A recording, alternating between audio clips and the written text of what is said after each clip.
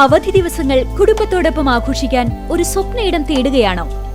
ഗ്രാമീണതയുടെ സൗന്ദര്യവും ആധുനിക സൗകര്യങ്ങളും ഒരുമിച്ച് ചേരുന്ന ആനമല ഹോം സ്റ്റേസിലേക്ക് സ്വാഗതം.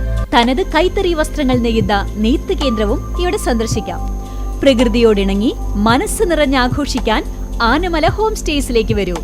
കൂടുതൽ വിവരങ്ങൾക്കായി വിളിക്കൂ 9035290919.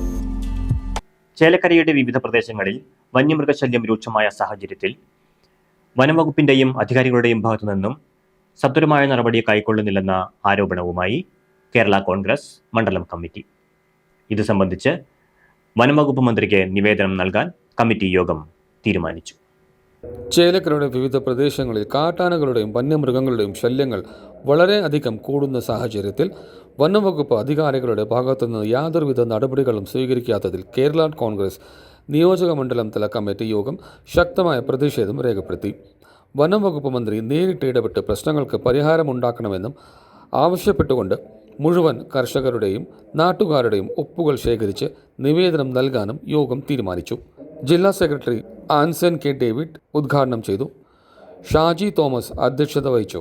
സംസ്ഥാന നേതാക്കളായ KU ജോർജ്, MN ഗോപി, ജില്ലാ നേതാക്കളായ George Erampan, V Sumesh, K Leela, Sebastian Jose, മണ്ഡലം നേതാക്കളായ എൽദോസ്, VC മുരളി, ശ്രീധരൻ, PA ഇബ്രാഹിം തുടങ്ങിയവർ സംസാരിച്ചു. CCV news, Chelakkara.